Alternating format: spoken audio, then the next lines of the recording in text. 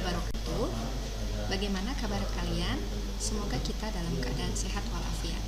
Saya, Lena Mariana, akan menjelaskan materi bahasa Indonesia, yaitu teks laporan hasil observasi. Apa itu teks laporan hasil observasi? Mari kita lihat. Teks laporan hasil observasi adalah tulisan hasil pengamatan. Pengamatan tersebut ditulis secara lebih detail dan objektif. Lalu apa saja yang bisa kita amati? Kita bisa mengamati apa yang ada dalam kehidupan ini. Misalnya gunung, sawah, atau sungai barangkali, kupu-kupu.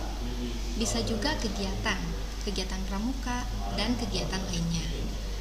Nah, teks laporan hasil observasi juga memiliki sebuah ciri.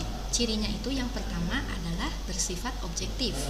Artinya, hal-hal atau informasi yang kita tulis dalam teks laporan hasil observasi tersebut harus sesuai dengan apa yang kita lihat, apa yang kita dengar, dan hasil pengamatan lainnya.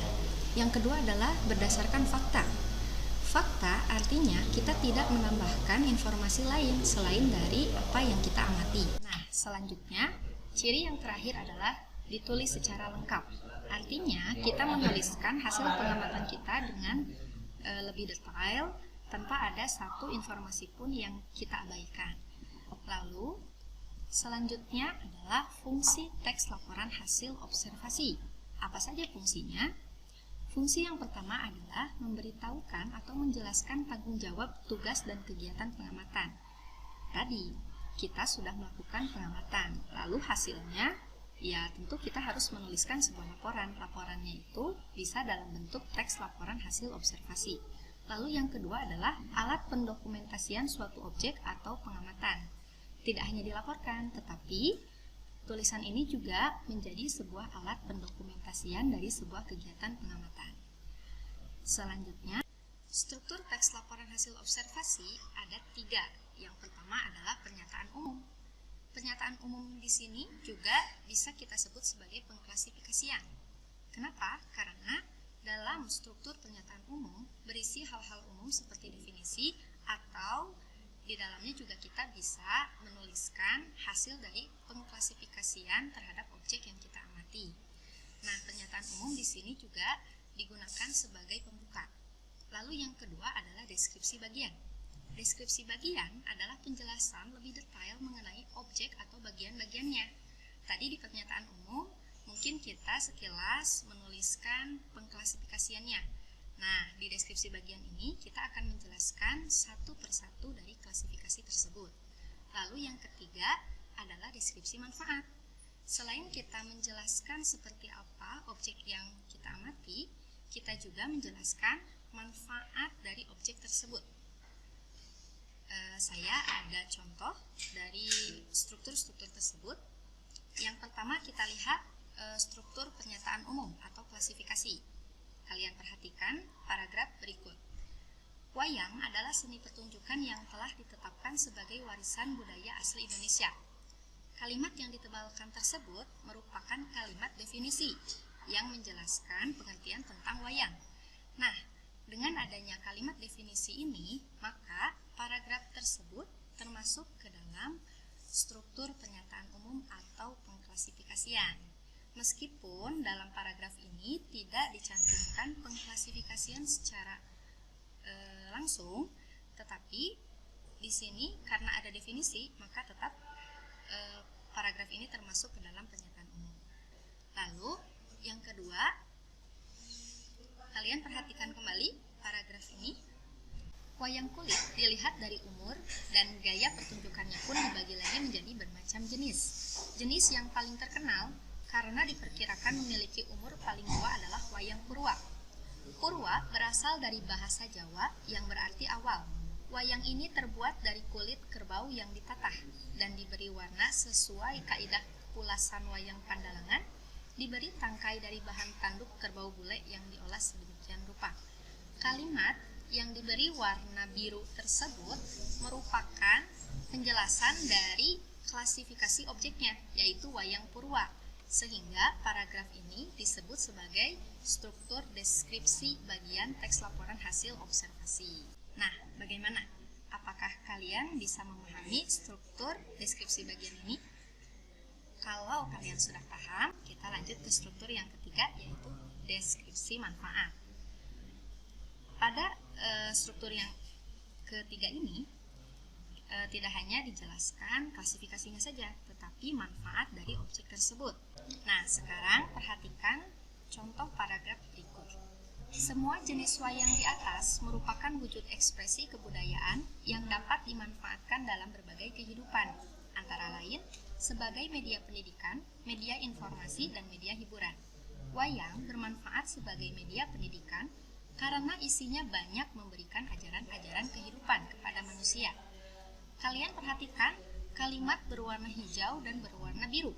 Kedua kalimat tersebut menunjukkan manfaat dari pertunjukan wayang. Nah, dari kalimat tersebut kita dapat menyimpulkan bahwa paragraf ini termasuk ke dalam paragraf deskripsi manfaat teks laporan hasil observasi.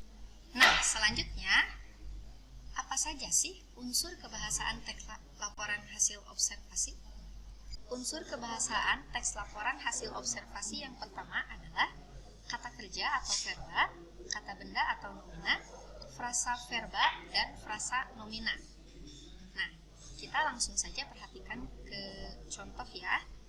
Yang pertama, wayang tersebut selalu dimainkan dengan iringan gamelan dan tari-tarian. Kalian perhatikan warna kata yang berwarna biru itu menunjukkan kata benda, yaitu wayang. Lalu, kata yang berwarna ungu itu menunjukkan kata kerja, dimainkan.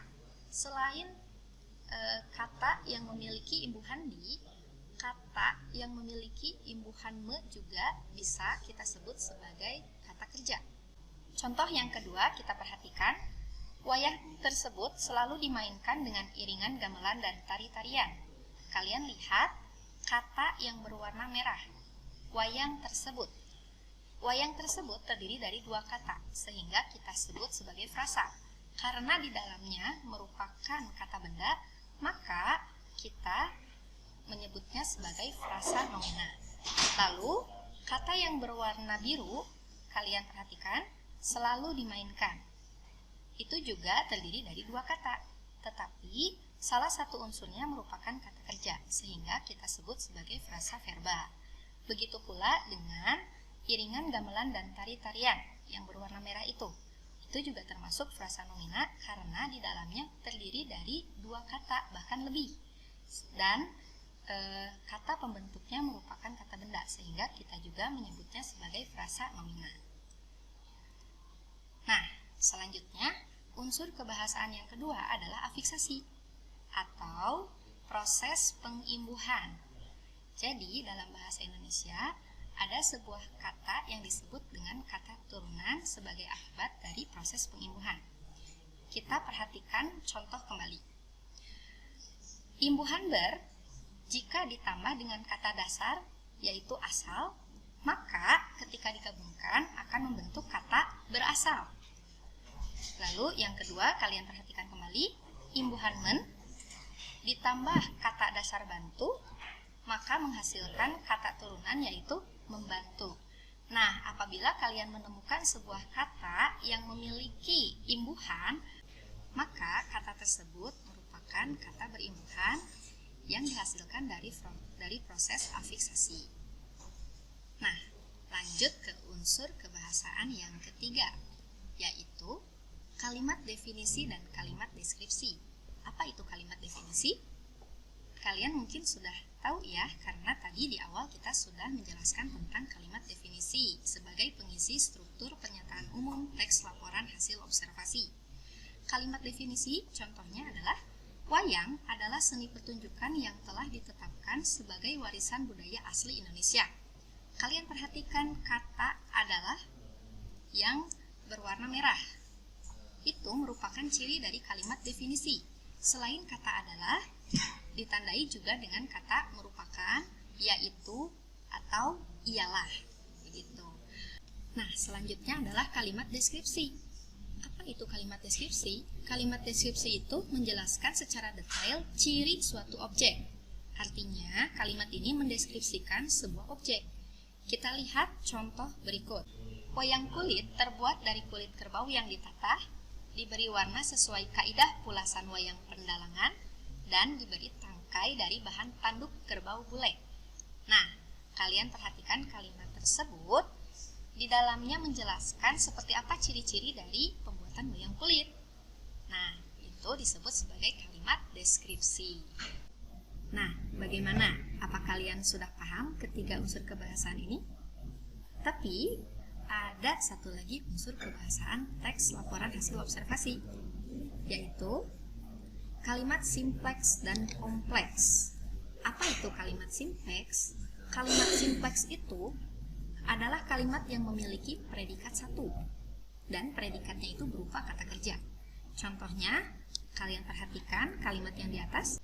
Taman Nasional Baluran memiliki bermacam flora dan fauna. Taman Nasional Baluran itu adalah subjek, memiliki adalah predikat, bermacam flora dan fauna adalah objek. Nah, kata berwarna merah tersebut merupakan predikat, dan predikat tersebut berupa kata kerja. Ada berapa jumlah predikat dalam kalimat tersebut? Ada satu, bukan? Maka kalimat tersebut disebut sebagai kalimat simpleks. Lanjut ke kalimat kompleks. Kalau kalimat simpleks terdiri dari satu predikat, maka kalimat kompleks terdiri dari dua predikat. Tetapi keduanya sama-sama harus merupakan kata kerja. Kalian perhatikan kembali contoh yang kedua. Singa menerkam dan memakan mangsanya. Kalian lihat ada kata berwarna biru. Kata berwarna biru tersebut merupakan predikat yang berasal dari kata kerja, sehingga kalimat ini disebut sebagai kalimat kompleks. Nah, itulah pembahasan materi teks laporan hasil observasi. Selamat belajar, sampai jumpa.